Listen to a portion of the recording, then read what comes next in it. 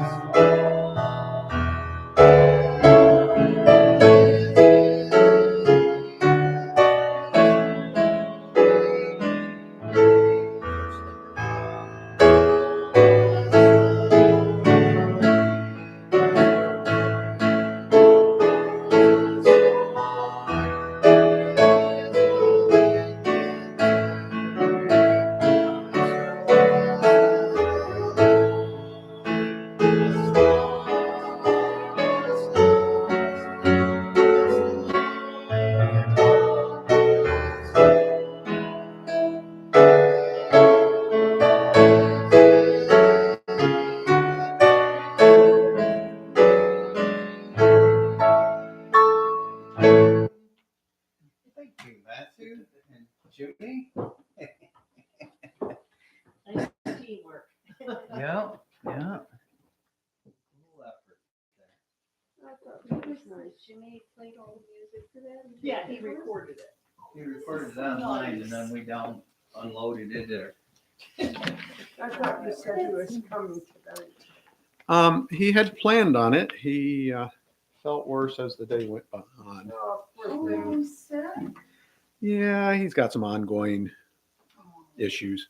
So he's going to try and get a doctor's appointment. So he can get some things taken care of. All right. Well, I know. We enjoyed his music. Yes, we did. Yeah. We missed his smiling face, but we enjoyed his music. So just a moment ago, Nanette was on. Let's see if anyone else has joined us. Come on, phone. There's additional guests, but they are hiding. Okay. Jimmy's probably one of them. I'm in it.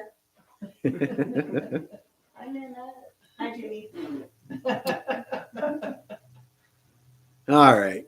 So we are in Isaiah chapter 18. And of course, we have been looking at the burdens that God had given Isaiah. And the burdens, somebody just give me a summary of what the burdens are. You don't have to tell me who they were for or anything like that. Just what were they? They're prophecies that prophesy a bad time for the nations in question, which there were several. I'm going to move this microphone over so we get a little more pickup from questions and answers. I won't make you stand. That's best. Okay, yeah. So they weren't good news for the people that the burden was about. No. Although we did see a little bit of a difference of levels of judgment what was one of the nations that stood out as being different from the others? Moab. Moab. Moab, like the others, also were prophesied that their nation would fall. They were going to be invaded. Their cities would be taken and trampled and burned, and all kinds of bad things were going to happen. The people of Moab would be refugees. They'd be running across the river to Edom.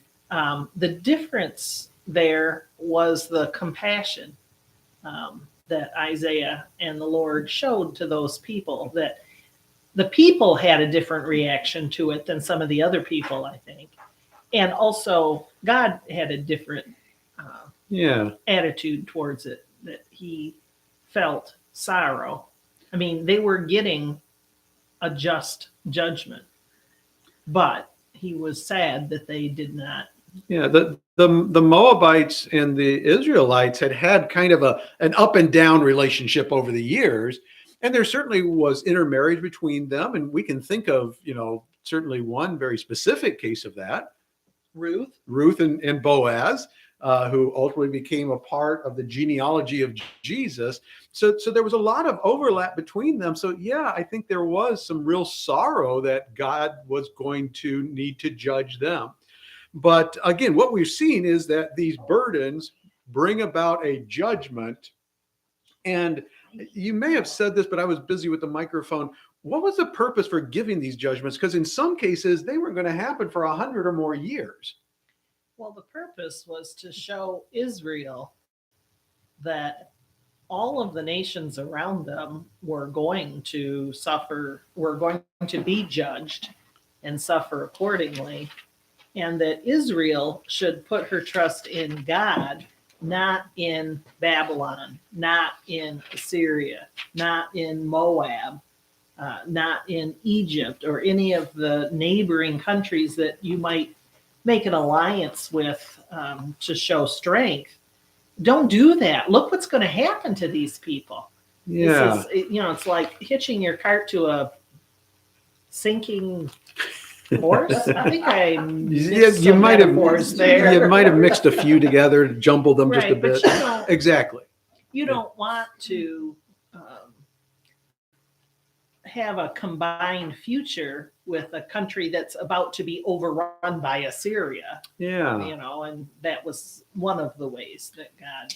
And what we've been doing is sort of surrounding Israel. Who are some of the nations that Isaiah has already shared this burden with? Babylon. Okay, Babylon. Assyria. Did we do one for Syria? Syria. Moab.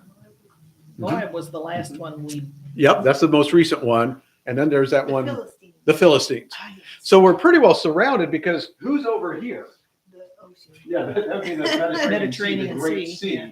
And so there's nobody there to leave. I mean, there's fishermen, but to leave a burden. And so we come to chapter 18 and, chapter 17, the burden of Damascus. Oh, we said Moab was the last, but actually Damascus, which is Syria. Oh, yeah. And if we look at chapter 15, because chapter 15 and 16 run together, it starts out the burden of Moab. And if we go back to chapter 13, it's the burden of Babylon. And so we jump into chapter 18, and what's the first thing that you see? Whoa. What don't you see? Woe to the land. It doesn't tell. Well, I mean, it sort of does, but it doesn't say it's a burden. it doesn't say it's a burden. So something's different about chapter 18. It's 7 verses long. And how many of us are there tonight? More than 7. There's 9 of us. Yeah, there's 9. So I just need 7 volunteers to each read a verse. Okay, I got one up here. 1, 2, 3, 4, Yeah. 5, 6. Can I count on you, Joan? Where am I? Yeah, Okay. For 7. Isaiah So 13. Isaiah 18, and Michelle's going to start us off with 1, and then I totally lost track how we went. Was it then Beth? Sure.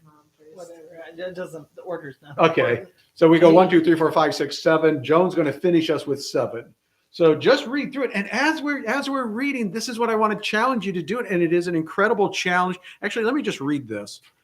This comes from a commentary. Let me see. Albert Barnes, Notes on the Old Testament, about Isaiah 18. And he says, actually, he quotes Bishop Horsley. I don't know who Bishop Horsley is, but he says, the 18th chapter of Isaiah is one of the most obscure passages of the ancient prophets. It has been considered as such by the whole succession of interpreters from Jerome to Bishop Louth. So this is not an easy chapter. We're not going to solve it tonight, but maybe we can get some ideas. So as we're listening to each person read, and as you're following along in the Bible, I want you to just kind of be asking yourself, the old who, what, where, and when. But I want you to, who is talking about who, about what, about when, about, and try to puzzle it together. If you do, I will be amazed. But let's see what happens. So Michelle, start us off. Woe to the land shadowing with wings, which is beyond the rivers of Ethiopia. That sendeth ambassadors by the sea, even in vessels of bulrushes upon the water, saying, Go ye swift messengers to a nation scattered and peeled, to a people terrible from their beginning hitherto, a nation melted out and trodden down, whose land the rivers have spoiled. All ye inhabitants of the world, and dwellers upon the earth, see, when he lifteth up an ensign on the mountains, and when he bloweth a trumpet, hear. For so the Lord said unto me, I will take my rest, and I will consider my dwelling place like a clear heat upon herbs, and like a cloud of dew in the heat of the harvest. For afore the harvest, when the bud is perfect, and the sour grape is ripening in the flower, he shall both cut off the sprigs with pruning hooks, and take away and cut down the branches. They shall be left together unto the fowls of the mountains, and to the beasts of the earth, and the fowls shall summer upon them, and all the beasts of the earth shall winter upon them. In that time shall the present be brought unto the Lord of hosts by a people scattered and stripped, and from a people terrible from their beginning. In this time a nation measured out and trampled under foot, whose land the tears have spoiled, to the place of the name of the Lord of hosts, the Mount Eden. Okay. Everybody got it figured out? Yep. Oh, yeah. Okay. We're good. No. So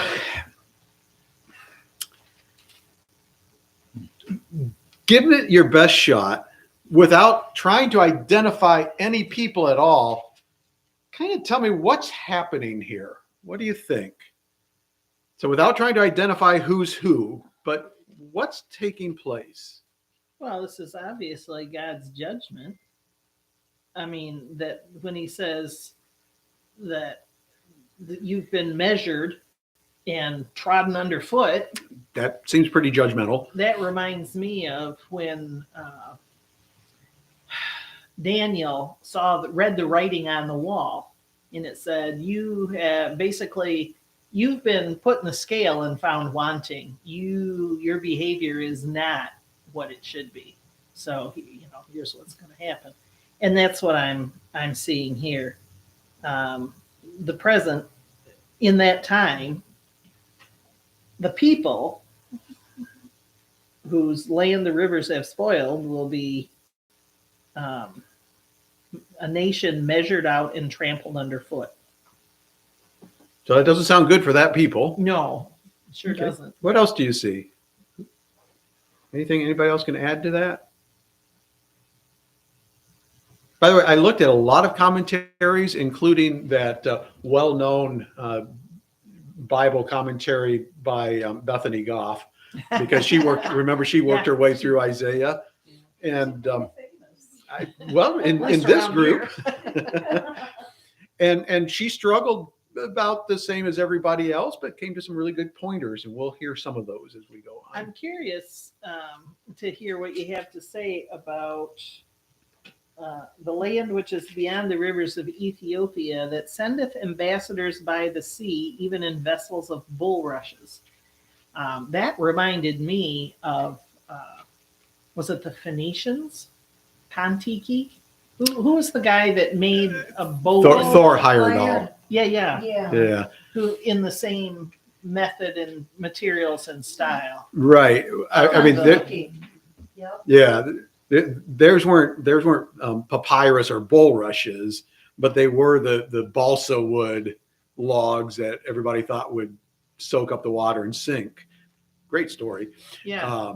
So that's what I thought of, which I thought he was imitating the I Phoenicians. think they were the Polynesians. I could be wrong. It's been a Okay. long time since I read that last. Yeah. Well, likewise, I mean, he crossed the Atlantic. I thought in Polynesians are over in the Pacific. I thought he crossed the Pacific. Did we read the same book? Maybe not. Matthew, do some research for us. Kontiki, Kontiki. Who was it, and where were they going? Thor Heyerdahl, I thought. Yes, that's the author. Yeah. Yeah. What did you say? Thor Heyerdahl. That was my favorite book. Yeah, it's a good book. Everybody said it couldn't be done. We're going to talk about that, and I'm curious to hear what I'm going to say too, because some of this I'm still struggling in my head. Anything else anybody spots here? Do you see like a reversal as you get to the end? I got distracted by the peeled people, which is a disgusting mental image. I heard you comment or say, I don't know what I'm you. thinking Grandma's version is said stripped, which makes more sense. So it's interesting that, because I did look at different translations and they struggle just as much and don't make any better sense. They use different words, Yeah.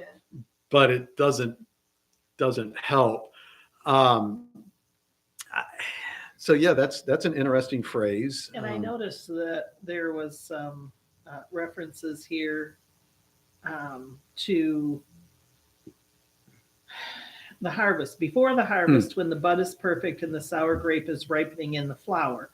So a description of early in the growing season. Yeah, and what happens?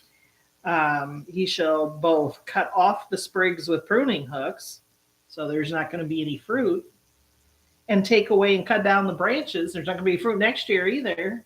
I mean, And then it switches to a little more graphic picture in the very next verse. this should be left together unto the fowls of the mountains and to the beasts of the earth.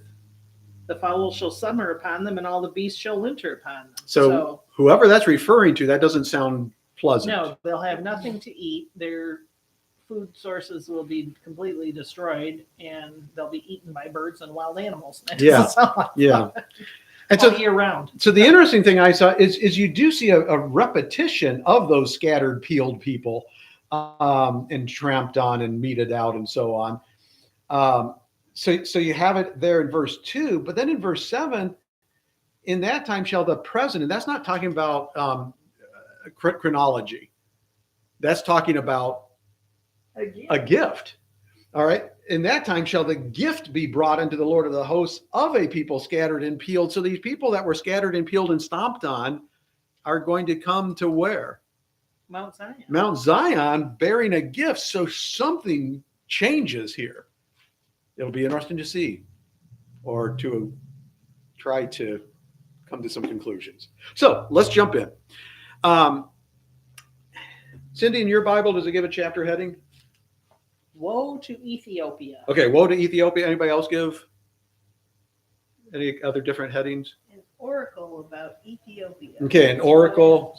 Okay, yeah. So a vision, an oracle of the Lord about or to Ethiopia. Woe to Ethiopia, which of course, if you look at the first word of verse 1 and the last word, you can see where you might get that. So let's start with the very word woe. We saw it first in Isaiah chapter 5. What's the Hebrew? Oi. Oi. And in Hebrews chapter 5, it meant what? Oi, oi. Oy vey, whoa, whoa. Watch out, a Great judgment's despair. coming. It's, Yeah. it's like beware. Yeah. But oi doesn't always mean that. Oi can simply be an appeal for attention. Like, hey, listen up. The turkey's ready. It's time to sit down for Thanksgiving dinner. Now, you may feel judgment after eating all the turkey, but at the moment you hear it, oh yeah, it's time. So it can be a positive thing. Keep that in mind. The only reason I say that, well, there's multiple reasons, but the one reason I say that is because it doesn't say the burden of Ethiopia. No, it doesn't. And it's been very consistent with that up until now. And so it seems something's different about it. So is this more of a, hey, listen up, Ethiopia? Or is it, whoa, you're in trouble, Ethiopia?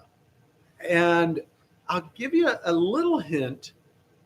If Ethiopia is Ethiopia, which the Ethiopia of the Bible is in about the same area that Ethiopia is now, if it's Cush, C-U-S-H, of the Bible, which it could be, we'll talk about that, there isn't a record of them attacking Judah. As a matter of fact, there was an alliance at one point. So could God approach them differently than, say, Babylon and the Philistines? And so bear that in mind. Nothing I'm going to say tonight is going to be definitive or spoken with confidence. This is challenging. It's tough. But let's take a look at a couple verses. Beth, would you look up Zechariah 2, verse 6? And Cindy, jump all the way to Isaiah 55 and read us the first verse.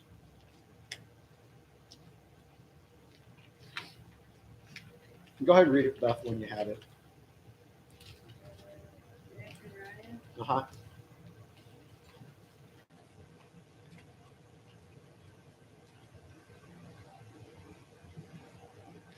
Oh ho, come forth and flee from the land of the north, saith the Lord, for I have spread you abroad as the four winds of the heaven, saith the Lord. Okay, what was the first phrase there? Oh. Oh, And come forth and flee from the land of the north. okay, Very rhymey. it was O. Ho, H-O.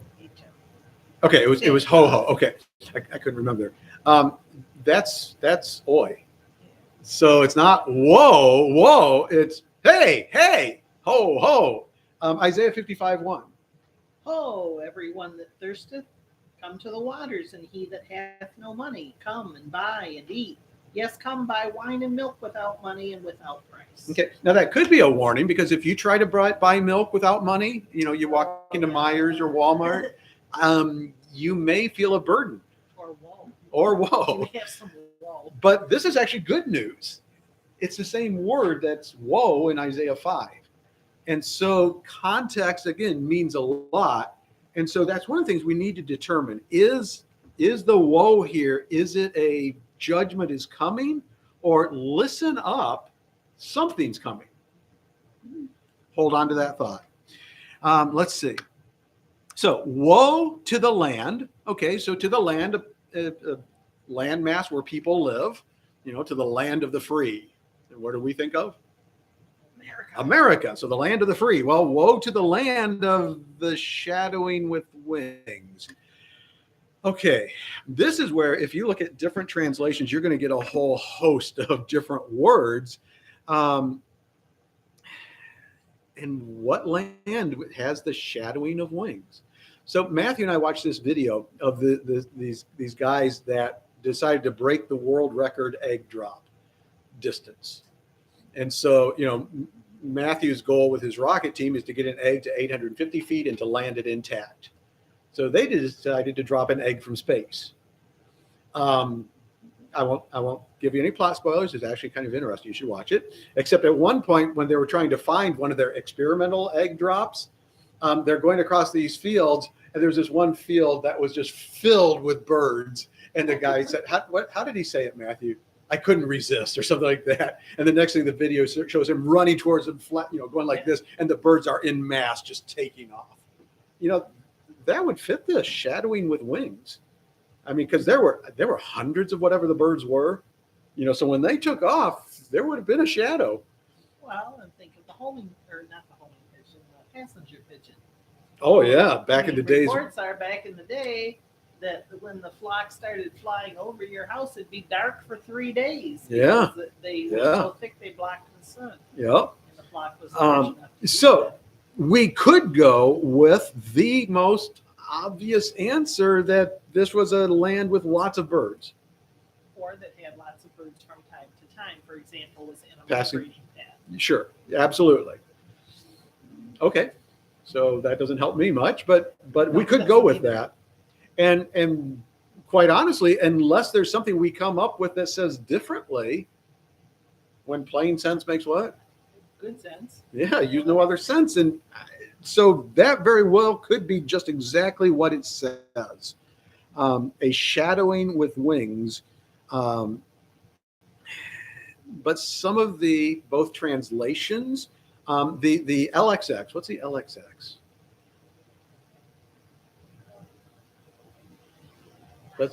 What is that in Roman numerals? 5, 10. Is S a Roman numeral? What's that? Oh, X, LSX. X is 10. L is 50. 50. I don't think S is What's that? Yeah, what was the 3 letters? LXX. Oh, that's 60. No, 50, 60, 70. 70. Yep, 70. LXX, you'll see it sometimes in notes about the Bible and so on. That's the Septuagint, the 70 translators that translated the Old Testament. So how did they translate it? Because that could certainly be something that could be beneficial.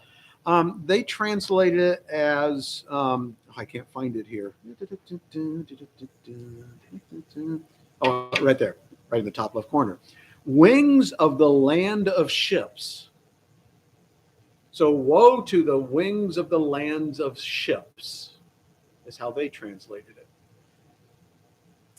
Part of the reason that supports that is because of Hebrew parallelism, where they go down to, which is beyond the rivers of Cush, that sendeth ambassador by the sea, even vessels of bulrushes. And so they're saying maybe this is a parallel thing, and it's the land of ships. Well, if you've ever seen sailing ships, and especially if you kind of see them, out over the horizon, you could maybe see it, and there's a bunch of them. You could see what that would look like, a bunch of wings, the white sail. Again, I still like simple, but the translators of the Septuagint were godly men that prayerfully considered, and that's what they came up with. Well, a land that has a coastline and plenty of ships probably also has a lot of seagulls. That's true too. That So would maybe those definitely were be true. The wings, maybe. So the question is, what does the word shadowing mean? Well, this will help us because it's the specific word. We're going to look at some of its etymological siblings.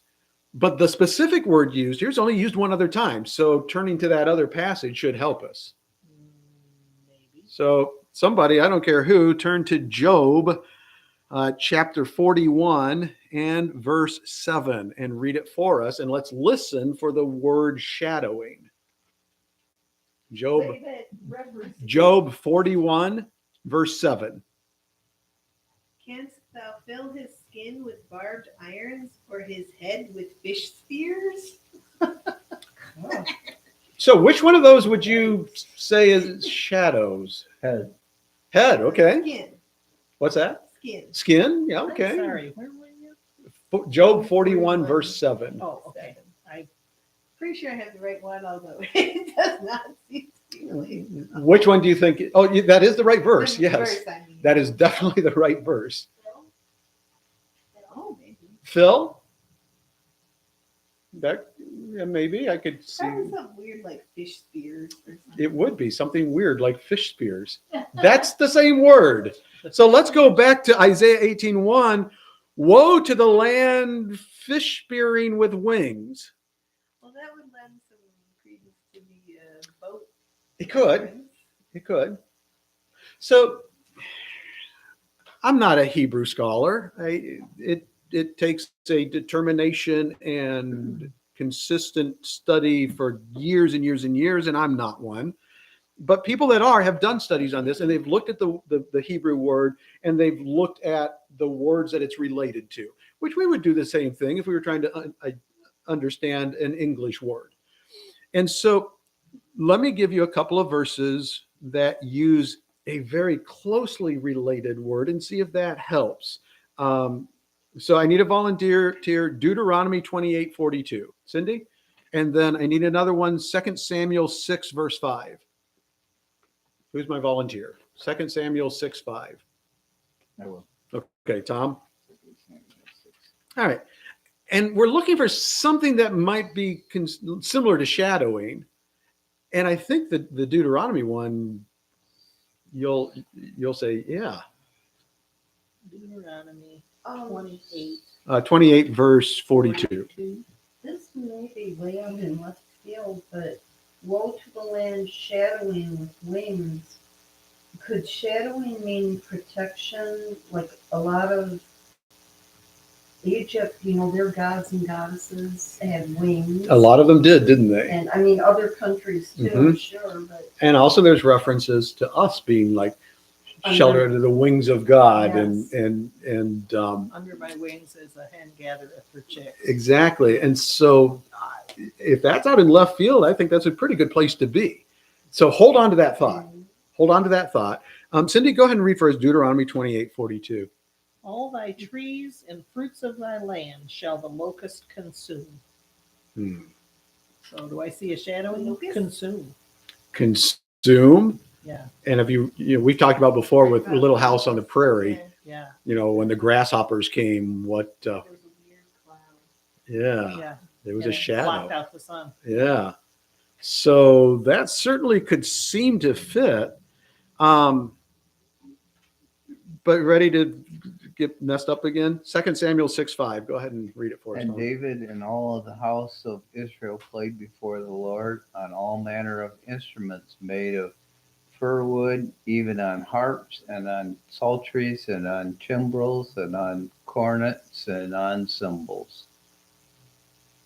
You heard the word shadow in there, right? Oh, yeah, Played. definitely. Played before the Lord. Played before the Lord. Okay, I like that. It's not even close. I'm sorry, I'm not making fun of you. It's just No, I'm not taking it personally. so the word is symbol. What was that? Jimbo or Symbol. Symbols. CY? Yes, CY. So we've got fish spears, locusts, and symbols. It apparently is closely related to words that sound that have to do with noise, like clattering or whirring sound. Well, a cloud of locusts would make A cloud of whirring locusts, sound. a cloud of birds would also. Cloud of musicians doing all those fir wood things would make. Well, quite the symbols clattering certainly would sound. make a clanging, clattering. I mean, okay, I'm sure cymbalists. What do you call a cymbal player? Percussionist. Okay, I'm sure they would use better terms than that, but it certainly makes a noise. And so the one that really stands, because that's sort of starting to narrow it down and make it sound like maybe this is just talking about birds, or it could be talking about an appearance. Like you look out in a marina filled with sailing ships with their sails hoisted, and you may say, "Wow, that looks just like a bunch of birds out there, bird wings." But sails, if the wind is less than steady, can make That's a that's clattering true. sound. That's true. And if there's enough birds to make a shadow, that's going to make a sound too. Yeah. Very definitely. Some Yeah. kind Yeah. of I've seen a on sound. National Geographic, you can hear when they have those big flocks of birds that fly around. And sometimes they'll get close enough you can hear the wings and all the birds. Yeah, they usually are talking to each other. So, in usage of the word outside of the Bible, again, it usually refers to sound, but it can refer to, in some way, protection. So, you are exactly on the right track. And then we come with wings. So, what do wings mean? Well, let's look at the first occurrence of this word, and you tell me what you think it means. Genesis 1:21.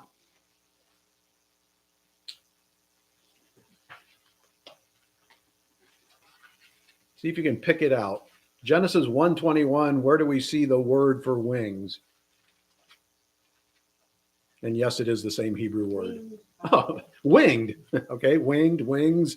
Wings means As wings. wings. Okay, strictly speaking, it means edge. And it can refer to the hem of a garment, the edge of it, but it also refers to, I guess, the edge of the bird is its wings, maybe. And in scripture, we see it used meaning bird wings a lot. And so, why would you take the shadowing that refers to locusts and that idea of a lot of them and wings, which could refer to locusts, but also could refer to birds? Why wouldn't you just say it very simple that it's a land where there were lots of birds or whatever?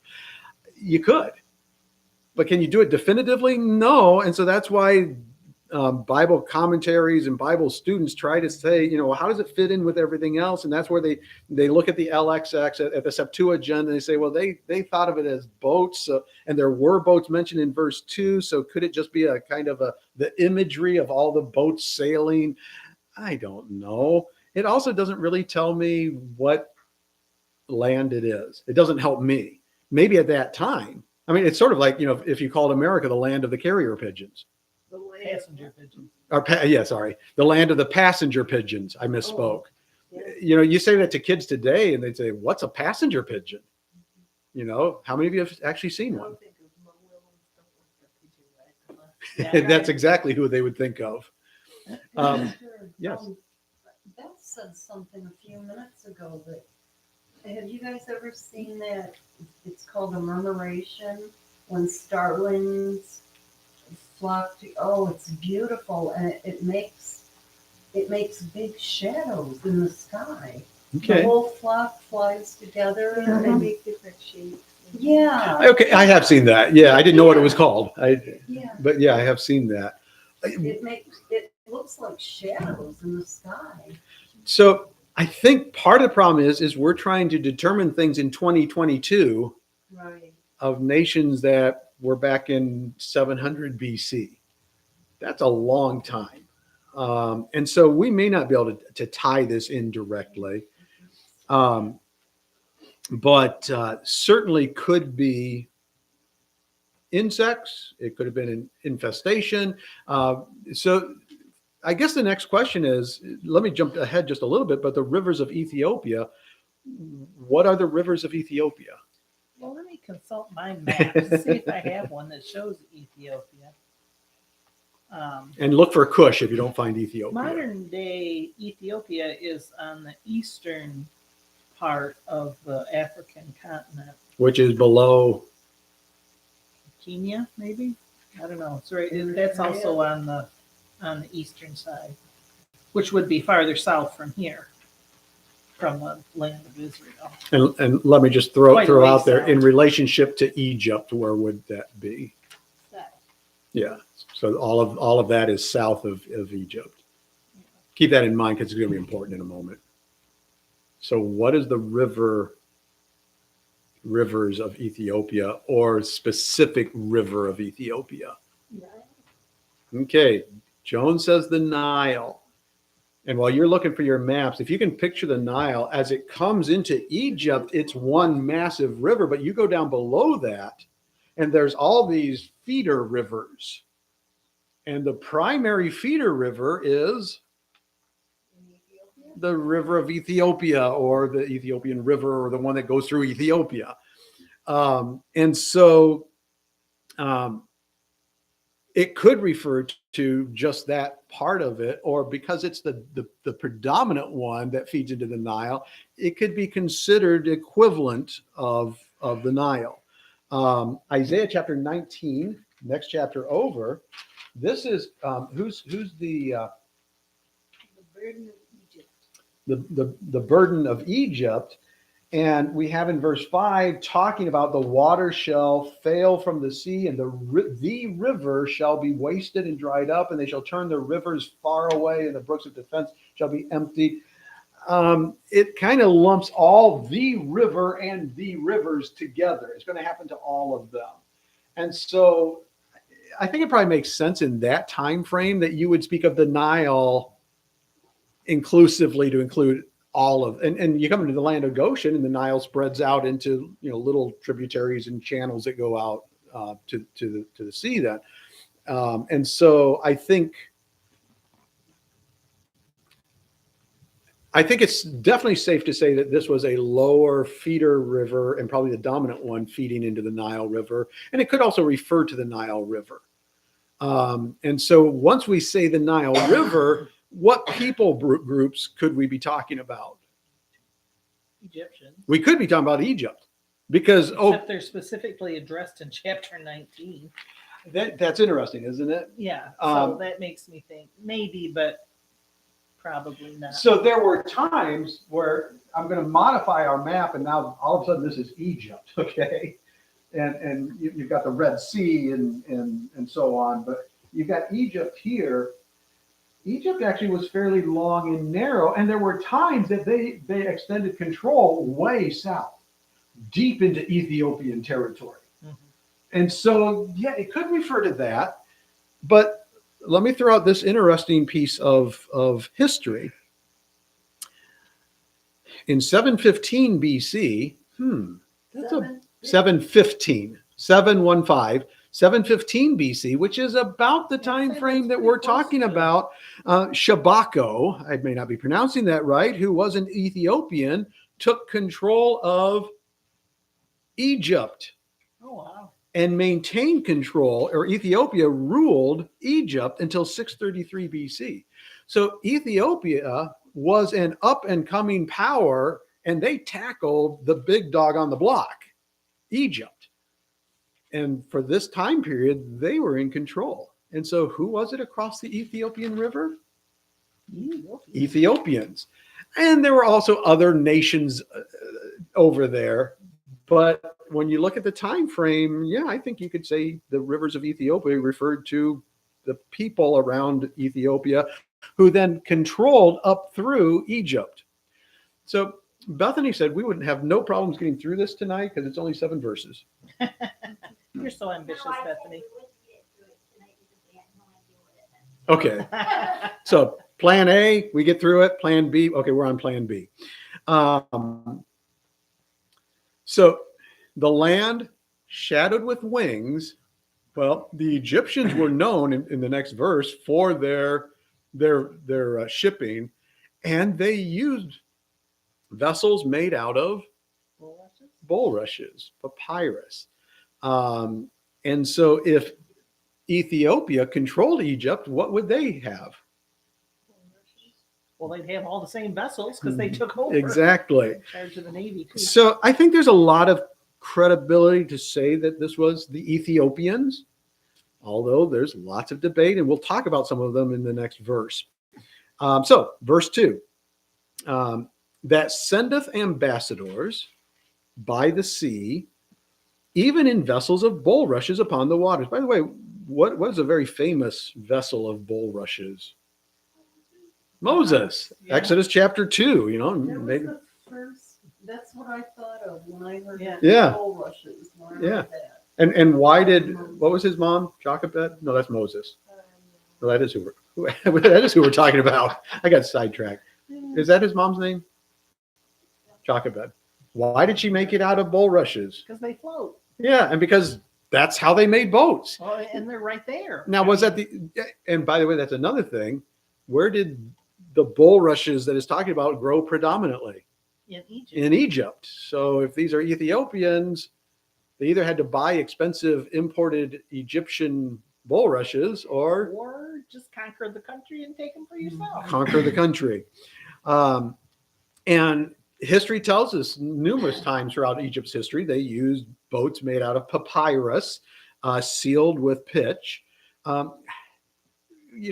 Papyrus, you don't think of as boat material. You think of paper, exactly. Papyrus, they use all sorts of ways. Actually, in this, I won't read it because this is really small print. I'd have to find it. But it gives a list of all the things they used it for, bulrushes or papyrus, depending on, the common consensus is that they mean the same. They refer to the same thing. But can you think even in our own American history where vessels were made out of something that you wouldn't normally think of?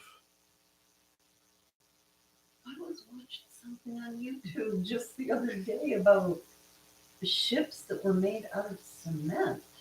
Oh, I was thinking of birch bark, but They ended up not floating to death, I guess. But you know, when I've looked at birch bark and I've seen it, you know, where it's peeled off of trees and you pick it up, it's kind of dry and really fragile. And I think, man, how would you make a boat out of that? But who did? The Indians. Yeah, and they used them, and not just the Indians, but then frontiers people Sure. followed their example, and so papyrus, okay, it works for me. So we've got a land that's beyond the rivers of Ethiopia, so it's somewhere in our new revised map where that's Egypt. It's somewhere over there. Normally Egypt's way back by Matthew, but and this people, this nation sends ambassadors by the sea. So you got a couple of choices there. Which sea? Well, it could be the Mediterranean Sea if it's Egypt. Yeah. It could also be the Nile, because in Scripture you often find seas referring to large bodies. If it says the Great Sea, it's That's the Mediterranean. But the Sea of Galilee, well, really, the Sea of Galilee is an It's a oversized lake. pond. Yeah, it's a lake. It's- It's not a sea. And sometimes it referred to water systems like rivers and so on. So it could have referred to the Nile. And of course, if you're Ethiopian or Egyptian, then of course, what else could it refer to? It could refer to the Red Sea. There's lots of different possibilities, but it makes sense to travel that way. And the papyrus vessels, history says, were very light. As a matter of fact, they could be very small to where one person could easily carry it, because there were places where you would have to, what do you call it when you go around? Portage. Portage, thank you. And so on. So they're sending ambassadors. Now there's some debate about ambassadors, but the word in Hebrew usually refers to ambassadors, or it refers to angels. And so contextually, They have the same job. well, true, but Carrying messages. I can't picture too many nations who send angels. I can only No. picture, Just God. Yeah, I think is the yeah. only one. so I think we'll leave that there. And adding credibility, Isaiah chapter 37. So let's go to Isaiah 37 and verse 9.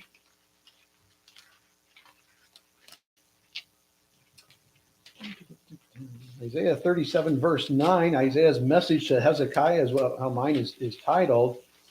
And we'll pick up at verse 8. So Rabshakeh, who is Rabshakeh? I'm sorry, what? 37, Isaiah 37 and verse 8. Do you remember who Rabshakeh was? Mm-mm. Okay, he was like the king's second in command of Assyria.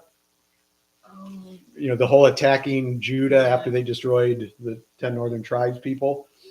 So Rabshakeh returned and found the king of Assyria warring against Libnah, for he had heard that he was departed from Lachish, and he heard saying concerning Tirhakah, king of, Ethiopia. he is come forth to make war with thee. And when he heard it, he sent messengers to Hezekiah saying, thus, this is Rabshakeh. So, this is an unbiased, just out of the kindness of his heart message to Judah. Let not thy God in whom thou trustest deceive thee, saying, Jerusalem shall not be given into the hand of the king of Assyria. Behold, thou hast heard what the kings of Assyria have done to all the lands by destroying them utterly, and shalt thou be delivered? Have the gods of the nations delivered them, which my fathers destroyed, as Gozan and Haran and Rezeph and the children of Eden, which were in Telassar, so on and so forth. So what happened?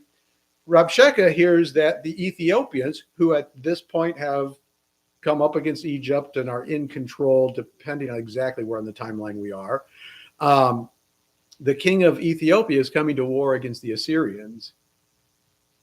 Well, And they he took on the goes- number one guy. Now they're going to hit number two. And he goes to Judah, though. Why does Rabshakeh go to Judah?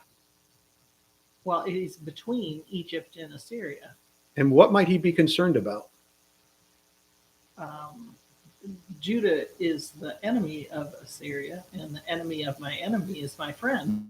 And So so, maybe we'll just help them. yeah, so No, maybe the Ethiopians are going to form an alliance with Jerusalem, with Judah.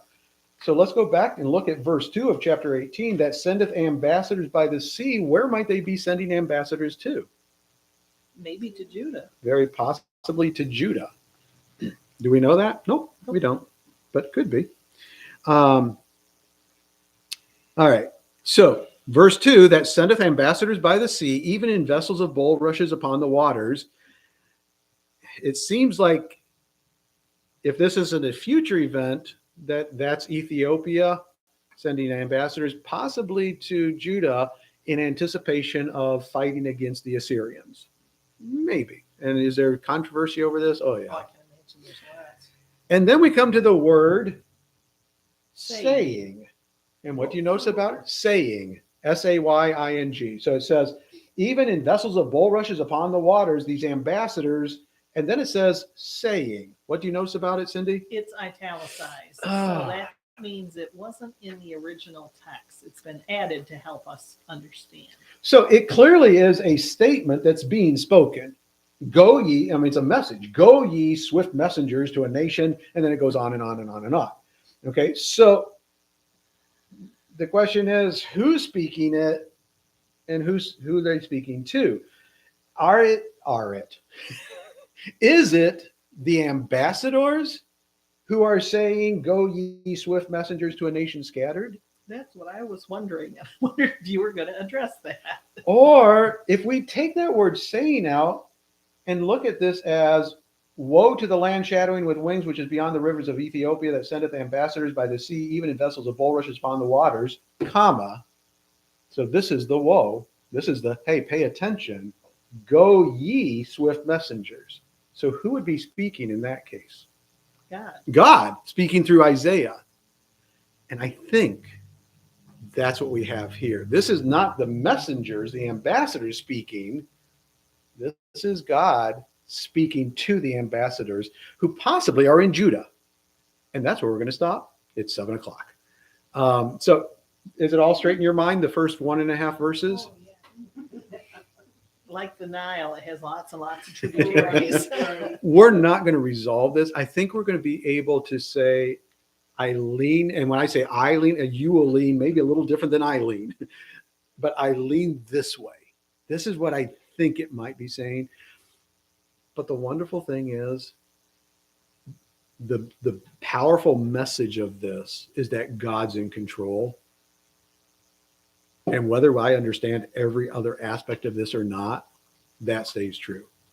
God's in control in this situation. We see it in his words and what happens at the end. God's in control. Will we totally know for sure who's speaking what to who, when, and where? I don't know. I've been studying it for the past week, and I don't know. But the key message is going to stand out really well. So any other questions or comments before we wrap this up? This is kind of an aside, but all the talk about rivers.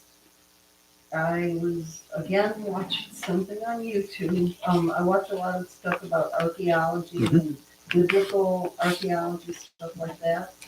It says that the Euphrates River is drying up. A lot of rivers are dried up. Yeah. And It's lakes. all over the world, But the Euphrates one has prophetic right. impact. They said that it's in Revelation. That will come. So, It's frightening. well, is it? Not really, but a little. Um, Yeah. Yeah, because there's a whole lot of unknown how God's going to resolve all this. But that's where Isaiah 18 is so important. Because do you think that Judah was concerned about Assyria? Well, if they had a half a brain, they Yeah. Right. Maybe the Ethiopians could help them out, maybe not. Although Isaiah's been telling them no. But the message in 18 is God's in control. And it's really cool how it presents it. I mean, we'll look at it, but they're panicking down here on earth, and God's sitting at his ease in heaven because he's not worried. He's got it under control. He's got the timing down pat. He knows what he's going to do. He knows exactly when he's going to do it. And he can sit back and take it easy. We're running around in circles saying, "Oh no, what are we going to do?" But God's not. And we can take comfort in that. So it's going to be a good study. I maybe we'll finish next week or the week after or next year or sometime in there. About the time, Same time we get to the end of the input. yeah, about that time. But good study tonight. Good interaction. Appreciate your input. You nailed it. You weren't in left field at all. I think that was a home run out of the park. And the rest of the study, it's interesting. It's good. We're not going to come to a conclusion except for the fact that God is in control. By the way, that partially came from the commentary on Isaiah written by Bethany, because that was her conclusion too. All right, let's close in prayer and we'll be dismissed. Our Heavenly Father, thank you for loving us and giving us the sure knowledge that you're in control. Lots of things going on in our country that we don't like, but we know you have a purpose even in those things for those of us that love you, that are called.